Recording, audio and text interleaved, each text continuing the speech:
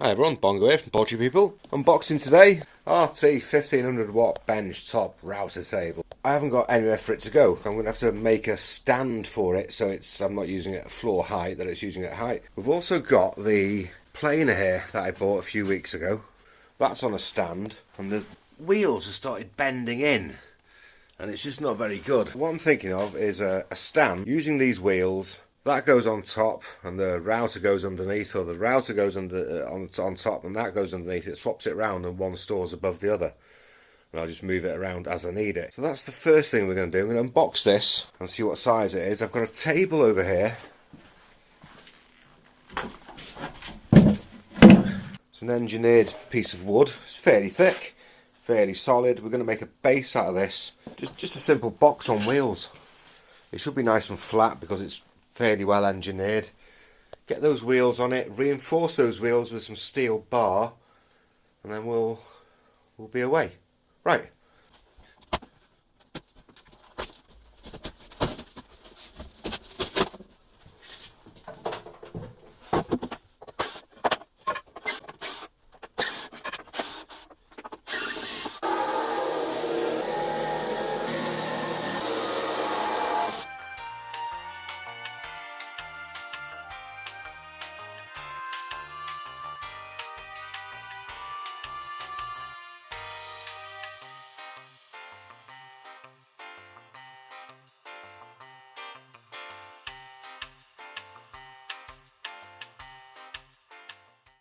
They know we can't do a science. Then they're not this for.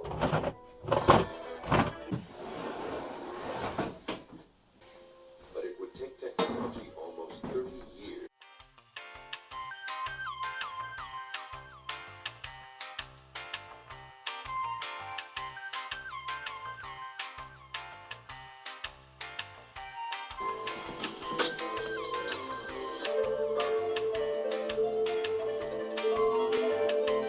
The RT1500 by Lumberjack router table. Been after one for a while. I've been using one. I've been using what was it?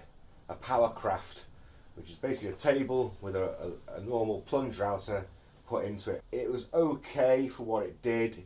It was very limiting. It was very difficult to raise the height of the cutters, and it was all right. But I needed to go a step onwards and get myself a better table, really. The Lumberjack stepped in and they said, we'll send you a table for you to play with, and they have.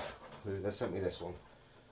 It's quite decent as router tables goes. I've never really had one with a motor in it before, an all-in-one unit. They've usually been the table variety with a router that you fit in, whereas this one is a table and it's got like a permanent router bolted in there with a rise and fall mechanism. There's not a lot to it, it's very simple, so it should be up and away in no time at all. It's a pressed steel table, it's fairly thick, it seems fairly rigid and robust. This back fence is really solid, really thick steel. It's like 5mm near enough, maybe 4mm. That's quite thick, it's quite solid. Well put together, that bit. This all seems fairly decent. These go up and down. Let's get a screwdriver or something. Let me give it a few taps. You can sort of hear.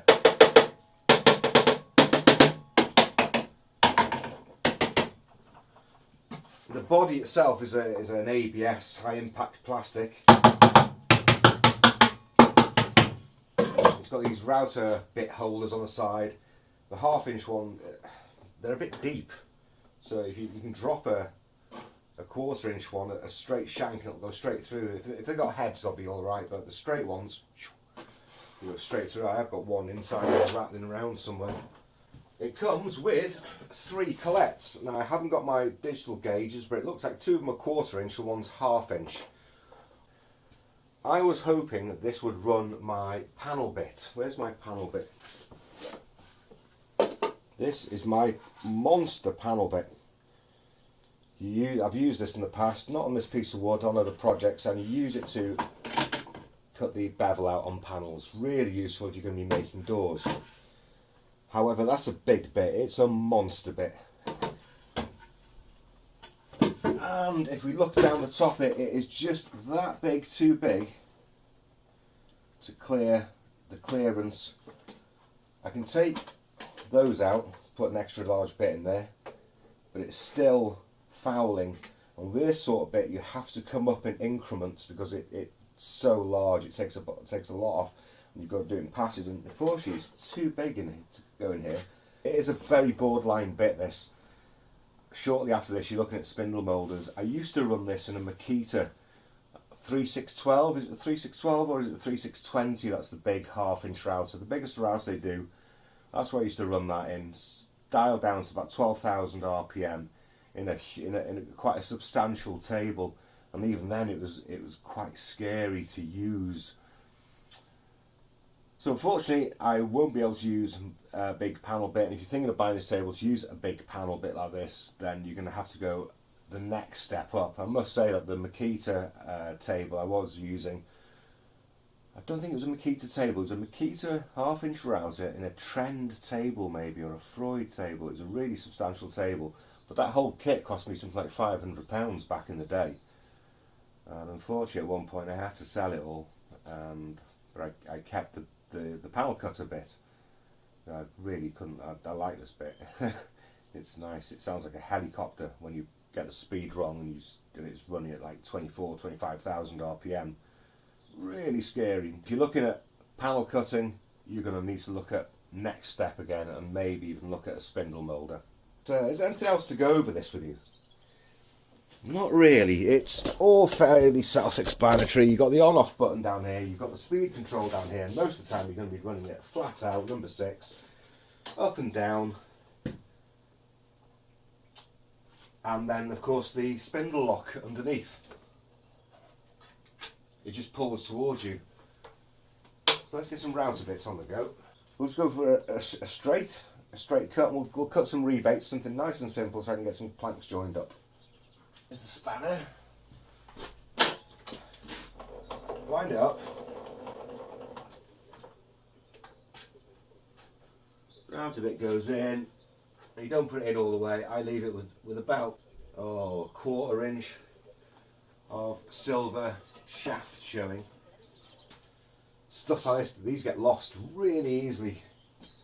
It's really important that you've got something that they can go in and get stored in. Same with the spanner. Well, that probably looks like a 17mm or a 19mm maybe. Wind down.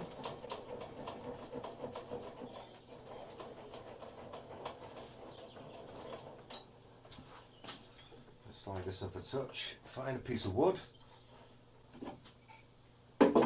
One thing someone did mention online was using this. How this is loose in the slot. And the solution proposed was to use a centre punch in the groove and smack it so it pulls the grooves down, it pulls the base down and pulls the grooves in a bit so it pinches on the bar a bit more. However, I'm loath to do that, however, because I'm not starting to hit this with a hammer and a nail punch until I actually need to use this. And even then, there might be a trick where we can put some painters and decorators tape on, or some Teflon tape or something to fatten this out so it sits better within the groove. So I'm not going to worry about that too much. Anyway, let's get it plugged in and switched on and see how loud it is.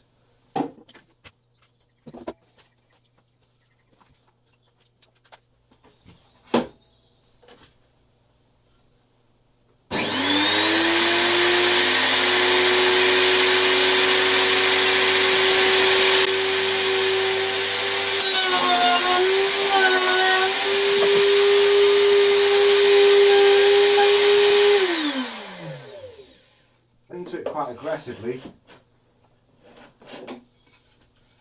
Those bumps on the back of the wood jammed on there. I had to push back them. I fired it in. I took the edge off there. Okay, this is getting in my way. I'm going to get rid of this.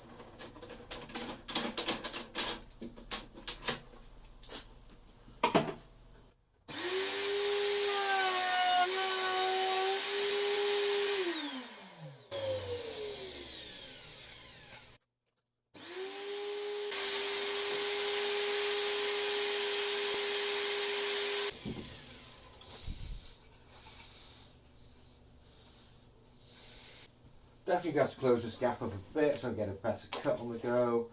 And I did forget to go over dust extraction. I do have a hoover here somewhere.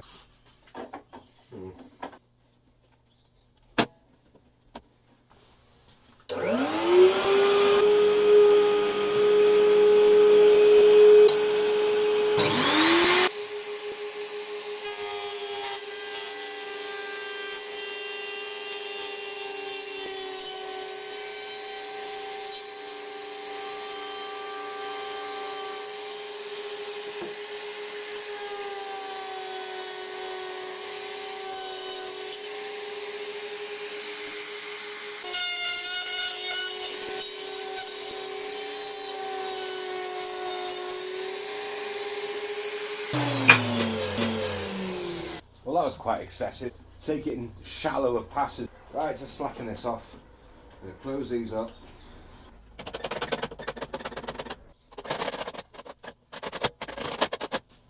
Fuck! Fucking blood on the fucking deck already.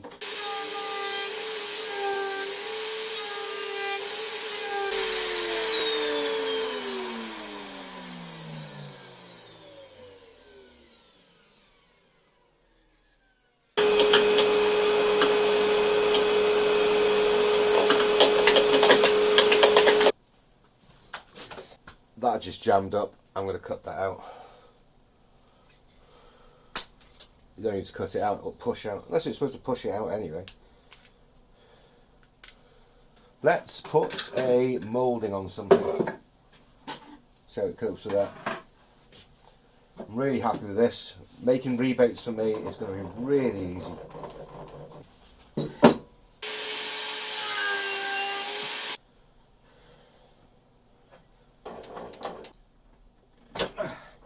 Son of a bitch. Yep.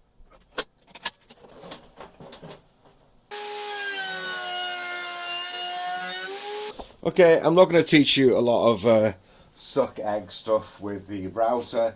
You need to be going this way with it, from the right to the left, like that. Don't be doing some daft stuff like this, especially with the straight cuts. You've got to be careful. Running it this way is just not done. It's just insanity, okay? And that's when you start getting pieces going at very fast speed down the workshop. So always make sure that your router's within the fence and you're cutting this side of it. Jesus. 3 days. Yeah, over 3 days. Also over the winter.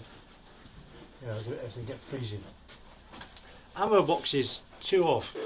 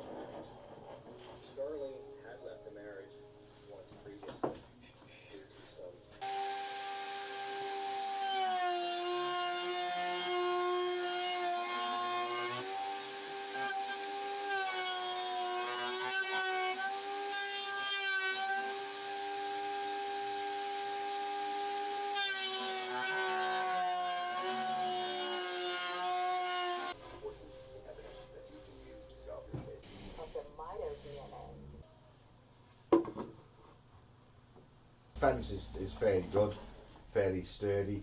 The motor's good and it cuts well, and at the moment it's doing all those quite nicely. Rise and fall seemed accurate. I didn't get any problems with it creeping down or creeping off.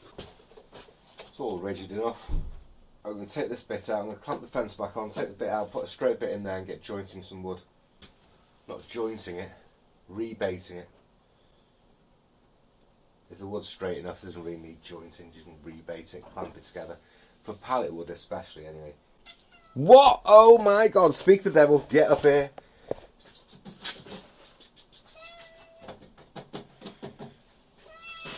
No. Oh, there he is.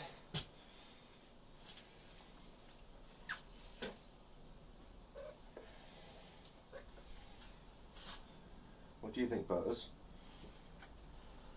That's the bit. This is for putting the wood up and down. So holding the wood down. 3 is.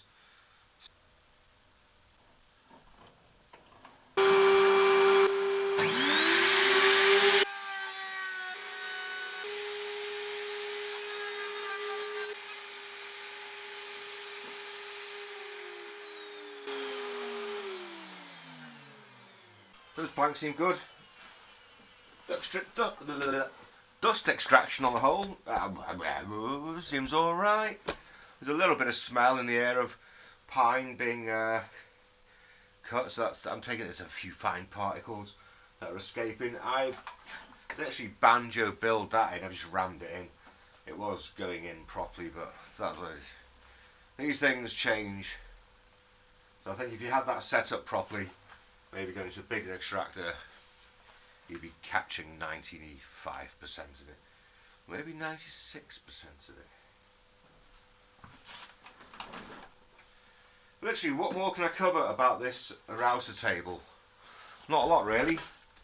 Build quality seems acceptable. Seems quite good. It should withstand my DIY hobbyist use for a few years at least. I can't see it not lasting. Solid enough. Make yourselves a table with wheels on it. It makes it a lot easier to push, pull around the place.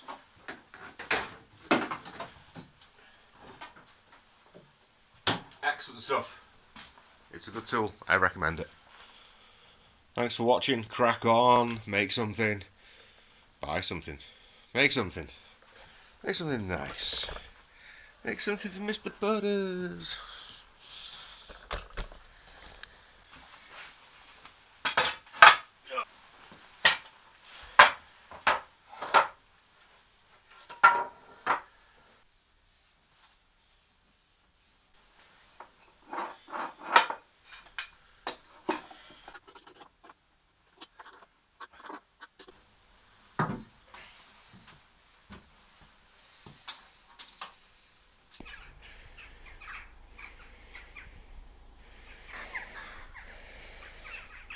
CLS is it? Construction timber, 3B2.